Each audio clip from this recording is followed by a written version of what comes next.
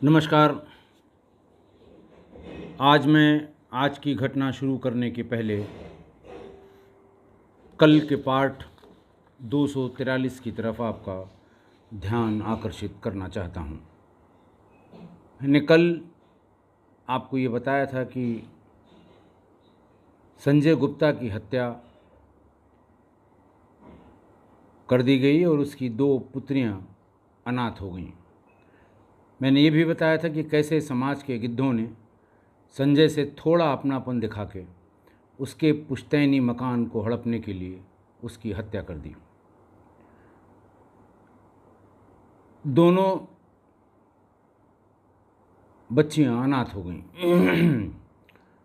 Hotel मालिक ने इन बच्चियों पे जरा सा भी रहम नहीं किया। कल के इस एपिसोड के बाद 2 रेगुलर हमारे व्यूअर्स, हमारे अच्छे मित्र, जिन्होंने बहुत कदम कदम पर किस्सा गोई की सुधार में क्या और हो सकता है ये बताते रहे हैं, श्री धीरज सिंह गहलोत और भावना उपाध्याय जी। इन दोनों ने ये पूछा कमेंट में कि बच्चियों का अब क्या हाल है और उनका जीविकोपार्जन कैसे हो रहा है, और यह भी कि वो लोग कुछ मदद करना चाहते हैं। मैं आप दोनों को प्रणाम करता हूँ और आपकी संवेदनशीलता को नमन करता हूँ।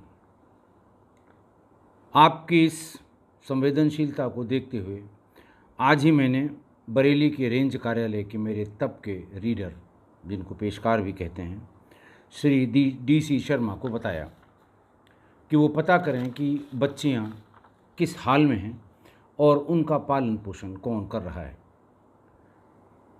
थाना जलालाबाद से एक सब इंस्पेक्टर ने जाकर बड़ी बच्ची जूली, जिसकी उम्र 14 वर्ष है, उससे रीडर की बात कराई। Reader Shri DC. शर्मा से। वो बच्ची लगातार रोए ही जा रही थी। उसके पिता की हत्या 7 दिसंबर 2019 को हो गई थी, संजय गुप्ता की, और उसके बाद दोनों बच्चियां, जूली 14 वर्ष और नन्ही 12 वर्ष, उसका पालन पोषण उसकी बुआ, सगी बुआ ममता कर रही थी। वो उन बच्चियों के लिए कहीं से भी उनके खाने पीने, रहने, कपड़े का इंतज़ाम करती थी। लेकिन अचानक साल भर पहले उसकी बुआ ममता का भी देहांत हो गया। जूली ने बताया कि कभी कभी 2-3 दिन तक लगातार हम दोनों बहनों को खाना भी नहीं मिल पाता। पड़ोसियों और मोहल्ले वालों की कृपा पर हमको खाना कभी कभी मिल जाता है और कभी कभी नहीं हो पाता। आज उन बच्चियों की हालत सुनकर बहुत दुख हुआ, बड़ा मन विचलित हुआ। मैंने शर्मा जी से कह के, जो हमारे रीडर थे उस समय जब मैं डीआईजी रेंज या आईजी रेंज था, बच्ची के लिए एक कीपैड वाले फ़ोन का इंतज़ाम करा दिया है। कल शाम तक फ़ोन और सिम उसको मिल जाएगा। एंड्रॉयड फ़ोन देना, बच्ची है अभी, ठीक नहीं है। फ़ोन से बात करने और कम्युनिकेशन में रहने के लिए उसको सामान्य सा फ़ोन दिला दिया, और ये भी कहा कि अगर उसका अकाउंट नहीं खुला है तो खुलवा दें, और अगर खुला है तो बता दें। गहलोत भाई साहब ने ये कहा कि किस्सा गोई के माध्यम से कुछ पैसा उनको भेज दिया जाए, बच्चियों की मदद हो जाए। भाई साहब, मैं क्षमापूर्वक आपसे ये कहूँगा, ये काम मैंने कभी नहीं किया, क्योंकि पैसों के मामले में हमेशा अपयश मिलता है। हम कितनी भी साफ गोई से, कितने भी साफ हृदय से पैसा इकट्ठा करके उन्हें देंगे, लेकिन आरोप लगाने वाले लगा देते हैं और फिर बहुत ही अपयश, बड़ा दुख भी होता है और अपयश भी मिलता है। इसलिए जैसे ही उनका मोबाइल उनको मिल जाएगा, मैं कमेंट बॉक्स में उनका नंबर शेयर कर दूंगा, और अगर अकाउंट हुआ तो अकाउंट नंबर भी शेयर कर दूंगा। और आपसे अनुरोध है कि आप उससे सीधे बात करके उन बच्चियों की जो मदद आपके मन में हो वो कर सकते हैं। कोई भी कर सकता है। कमेंट बॉक्स में मैं ज़रूर डाल दूंगा कल परसों, जब भी उसको मोबाइल मिल जाता है। मुझे दूसरा डर और सता रहा है। बड़ी बच्ची जूली 14-15 वर्ष की हो गई है, बेहद गरीब है, बहुत लाचार है, भुखमरी के कगार पर है और उसका पुश्तैनी मकान भी है। गिद्धों ने मड़राना शुरू कर दिया होगा, कुछ उस बच्ची के लिए, कुछ उसकी प्रॉपर्टी के लिए, कुछ और तमाम कारणों से।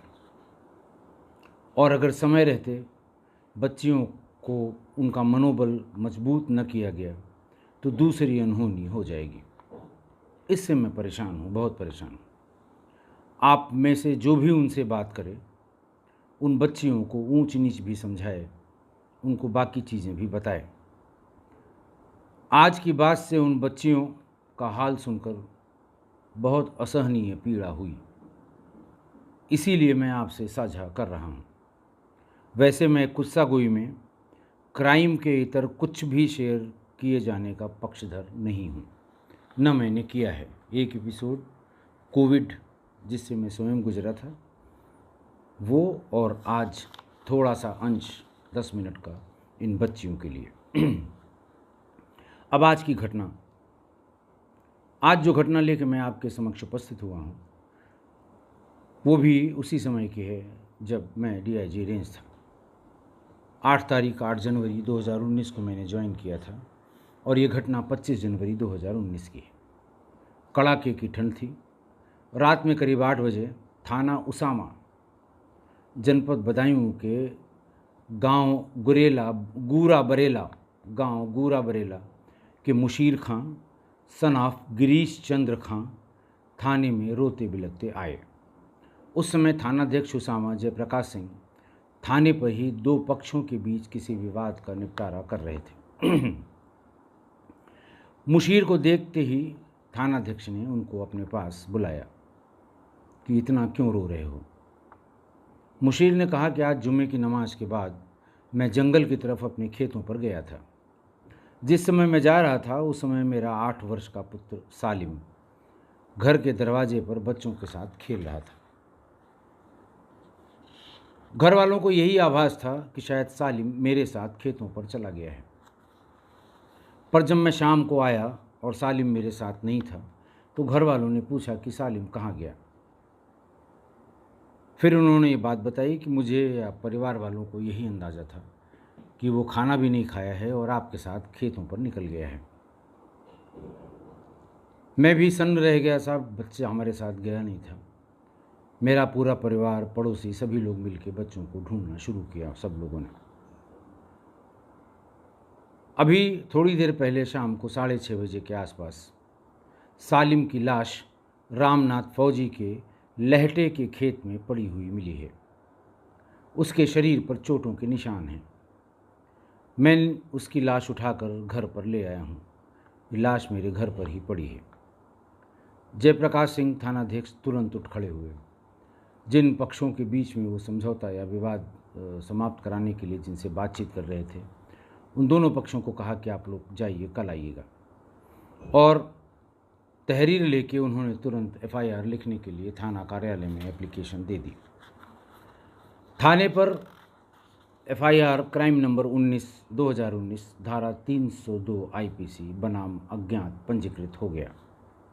सभी संबंधित को सूचना दे दी गई और इस बीच में थाने से ही उन्होंने प्रधान और दीगर जो सम्मानित व्यक्ति हैं उनसे जयप्रकाश सिंह ने बात की।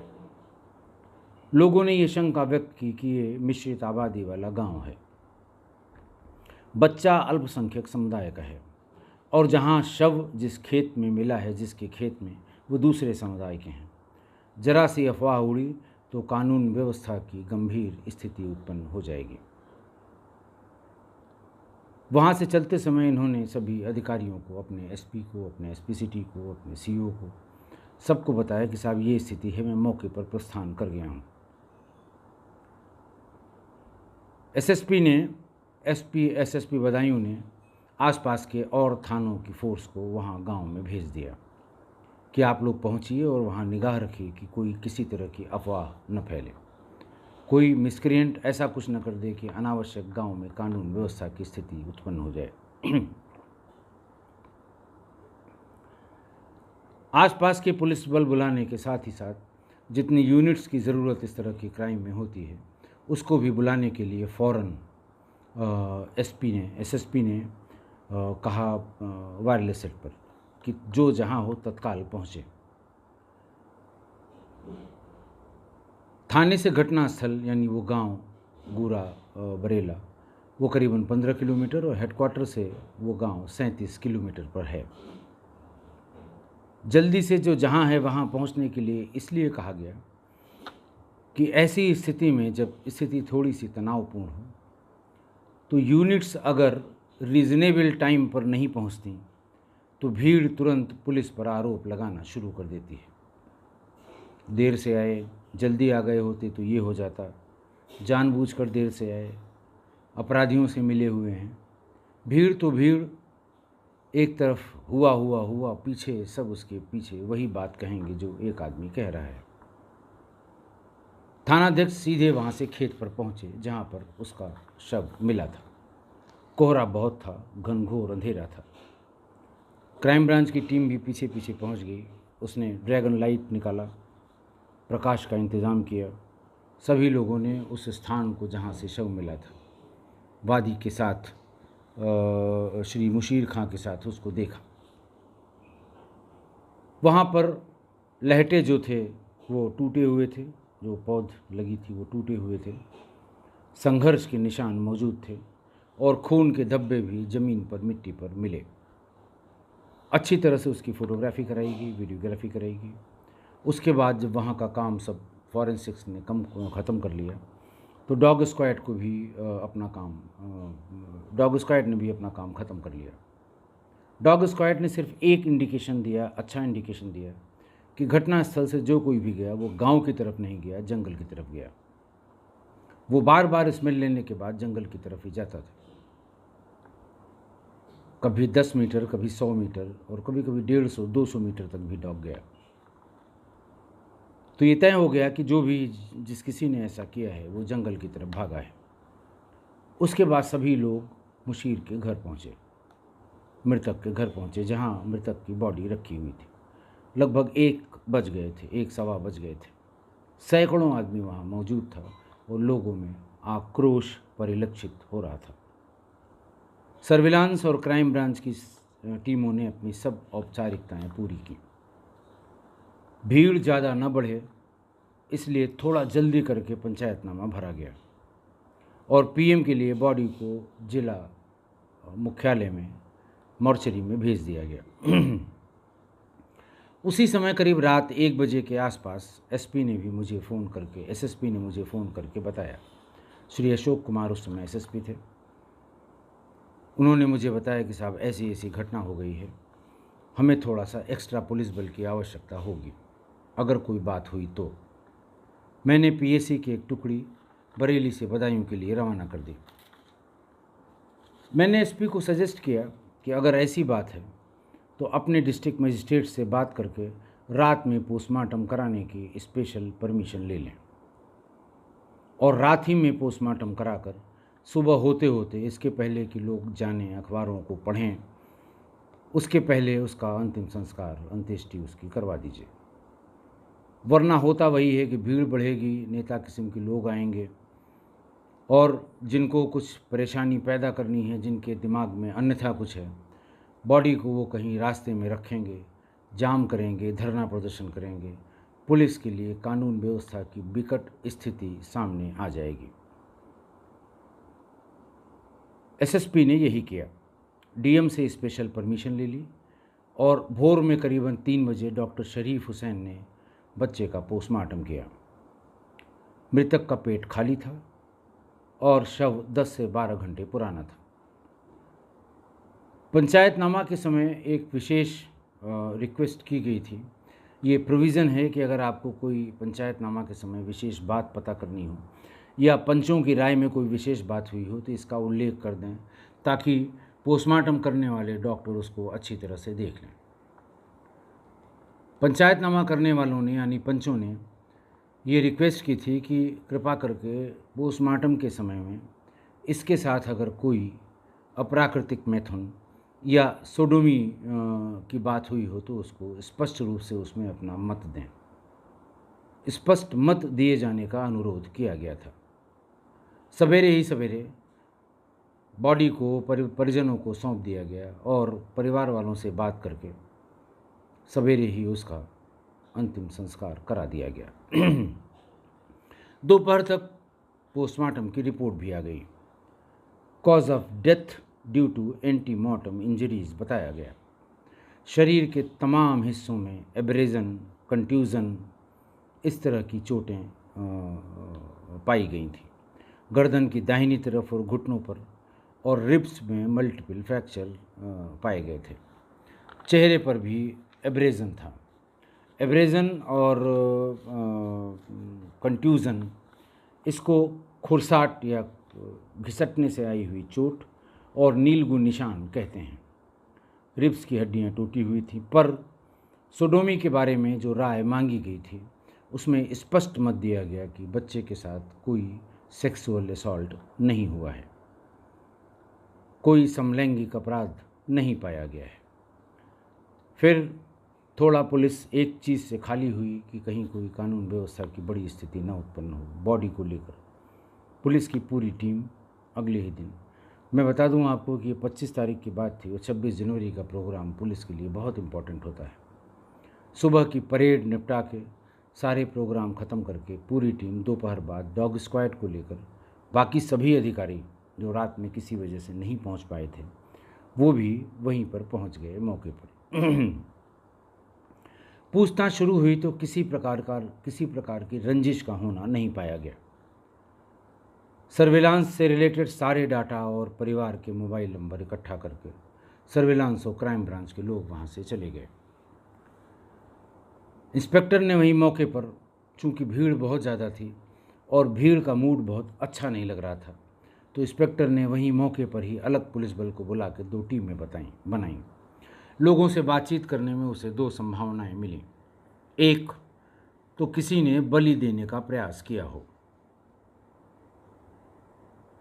तो बलि देने वाले कौन कौन लोग हैं, उस मत के अनुयायी कौन कौन हैं, कौन कौन लोग हैं जो इस तरह की झाड़ फूंक, टोना टोटका, तांत्रिक, इस तरह का काम गांव में करते हैं।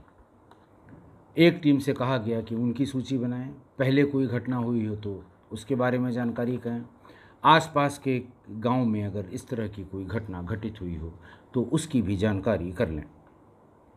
दूसरी, अननेचुरल सेक्स में असफल होने पर संभवतः ये हत्या की गई हो।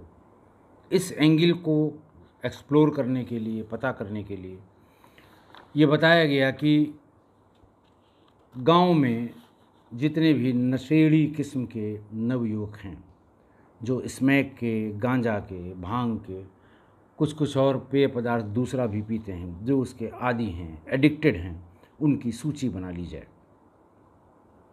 और घटना वाले दिन उनके मूवमेंट का पता किया जाए। यह भी बताया गया कि गांव में नशेड़ी नवयुवकों की संख्या बहुत ज़्यादा है। बड़ी संख्या में यहाँ पर आदतन एडिक्ट हो गए हैं, नशे के आदी हो गए हैं नवयुवक। दोनों टीमों से वहीं गांव वालों के सामने ये भी बताया गया कि आप 3 दिन तक इसी गांव में स्टे करेंगे, कहीं नहीं जाएंगे। आपको जिस चीज़ की ज़रूरत हो, वर्दी की, कपड़े की, दवा की, खाने की, आप बताइए, आपको थाने से भिजवाया जाएगा, लेकिन आप किसी भी बहाने से गांव के बाहर नहीं जाएंगे। ये भी कहा गया कि गांव के प्रधान और तमाम दूसरे मुअज़्ज़िज़ लोगों से संवाद बनाकर ये दोनों प्रकार की सूचनाएं इकट्ठा की जाएं, और ये भी कि दोनों टीमें अपने ही काम को करेंगी। क्रॉसओवर नहीं होगा कि जो टीम बलि के लिए लगाई गई है वो नशेड़ियों को पता करे और जो नशेड़ी के लिए लगाई गई है, दोनों अपना अपना काम ही करेंगे। इधर पोस्टमार्टम के बाद जो कपड़ा मृतक ने पहन रखा था वो पोटली बनाकर थाने पर आता है। मैं बहुत बार इसका जिक्र आपको कर चुका हूँ।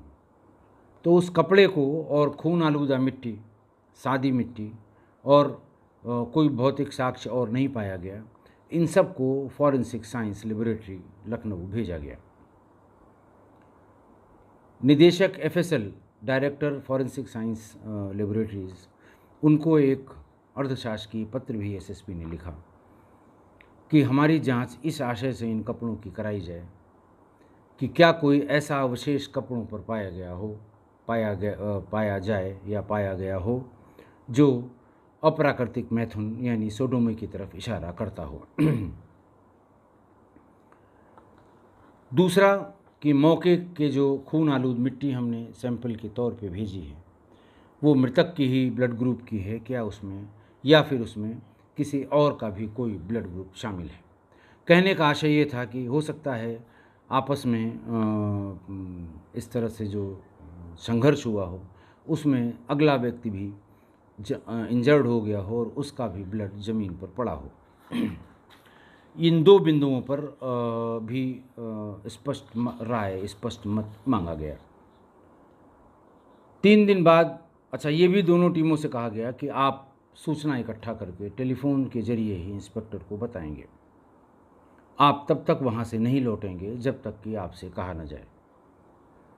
जब ऐसा लगेगा कि कोई सूचना मिल गई है लीड लायक, तब आपको बुला लिया जाएगा, या फिर और अगर उसकी क्रॉस चेकिंग करनी है तो सब कुछ करके तभी आएंगे।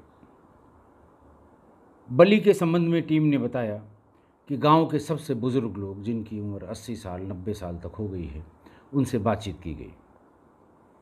इन सभी बुज़ुर्गों ने कहा कि हमारे गांव में जब से हम इस गांव में हैं पिछले 70-80 सालों में बलि देने की कोई घटना हमारे संज्ञान में नहीं है, न ही ऐसा कोई व्यक्ति हम लोगों के संज्ञान में है आसपास के गांव का भी जो इस तरह का बलि वली में जिसका यकीन हो या जो इस तरह का काम करता हो, तांत्रिक टोना टोटका जिसमें बलि भी इंक्लूडेड है। दूसरी टीम ने अननेचुरल सेक्स के इशू पर नशेड़ियों की सूची बना ली, उनके मूवमेंट को भी पता किया और उनसे एक अच्छी जानकारी निकल कर आई। ये बताया गया कि मृतक का पड़ोसी यानी मुशीर खां का जो के पड़ोस में रहने वाला व्यक्ति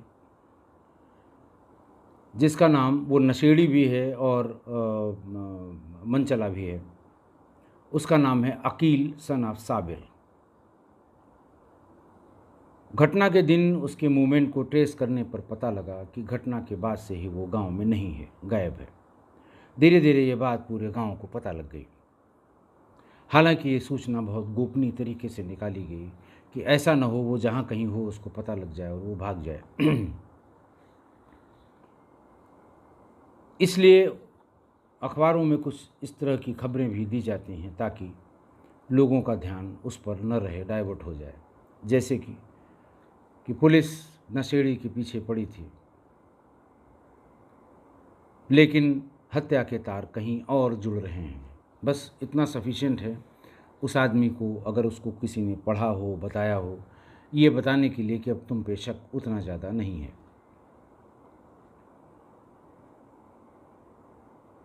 जब ये बात गोपनीय तरीके से पता हो रही थी तो कुछ लोगों ने यह भी बताया कि जब बच्चा घर के बाहर खेल रहा था, जुमे की नमाज़ ख़त्म हुई थी, ये भी संभवतः नमाज़ पढ़ के आया था, तो ये अपने घर के बाहर बैठा हुआ था।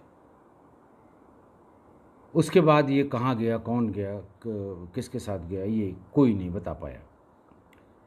तो इस बिंदु को स्पष्ट करना आवश्यक था कि वो क्यों चला गया, घटना के बाद से क्यों गायब है, क्या कर रहा है, और क्या ये सही है कि जब बच्चे वहाँ खेल रहे थे तो वो अपने दरवाजे पर बैठा हुआ था। उसकी तलाश के लिए एक पूरी टीम बनाई गई। लगभग 12 दिन तक उसके सारे नात हित रिश्तेदार जो भी जानने वाला है सबके यहाँ दबिश दी गई, लेकिन दस्तयाब नहीं हुआ, नहीं मिला। बड़े अथक प्रयास के बाद पास में ही कहीं 7 फरवरी 2019 को, लगभग 15 दिन बाद, पुलिस उसे गिरफ्तार करके ले आई। पूछताछ शुरू हुई।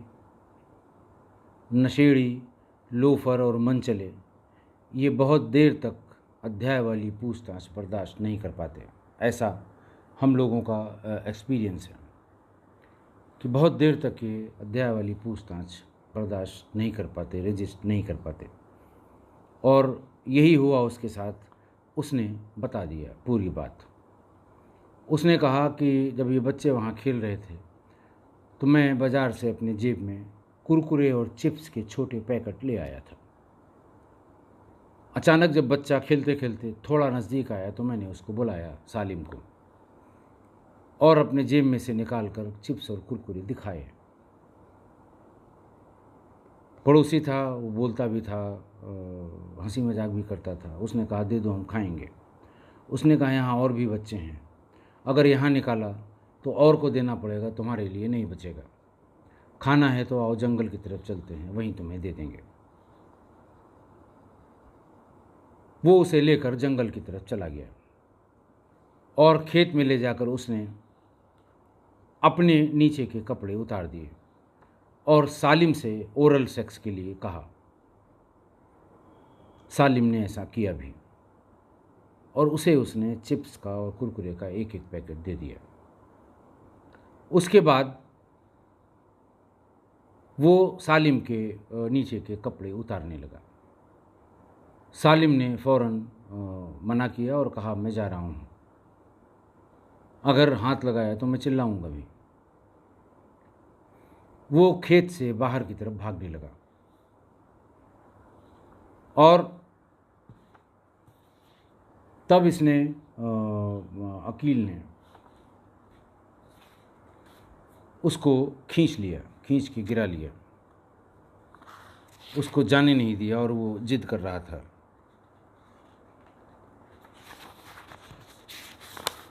पर अकील फिर भी वो छोड़ा कर भागा तो अकील उसको पैरों से घसीटते हुए भीतर तक ले आया और उठा के पटक दिया। 3 बार उसको पूरी फोर्स से पैरों से उठा के, जैसे वो वॉशरमैन लोग जिसको धोबी पाट कहते हैं, कपड़े को पत्थर पे ऊपर से खींच खींच के जो मारते हैं, उस तरह से उसने 3 बार उसको पटका। उसके थोड़ी देर बाद वो ठंडा हो गया।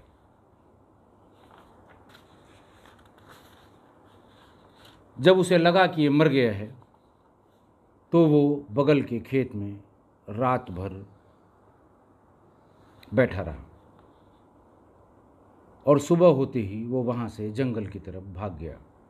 जंगल से वो सीधे एटा पहुँचा और एटा शहर में रिक्शा चलाने का काम करने लगा। उससे पूछा कि भाई ठीक है, तुम्हारी बात नहीं मान रहा था, तुमको मारने की क्या ज़रूरत थी? तो उसने कहा साहब, अगर ये जाता तो ये घर पे बताता ज़रूर, और एक बार घर को अगर बता देता तो मेरी बदनामी भी बहुत होती और फिर मेरा घर पे रहना दूभर हो जाता।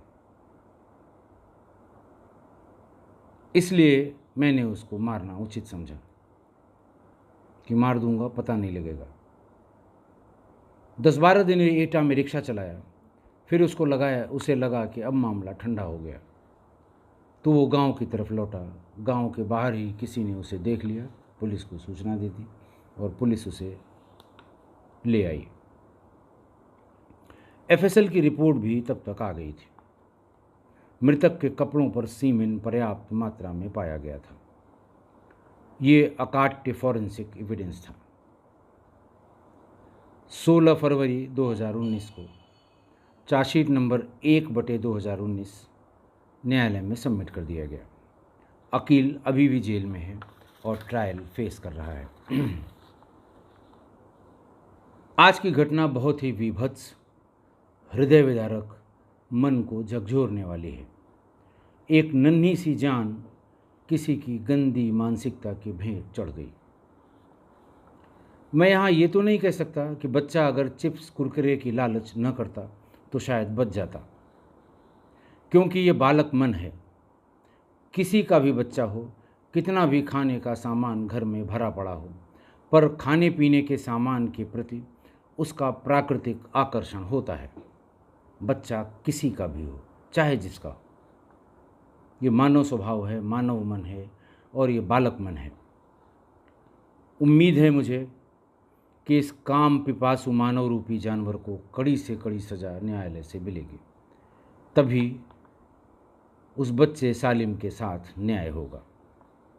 अगर आपकी राय इससे इतर हो तो हमें ज़रूर बताइए। बहुत बहुत धन्यवाद।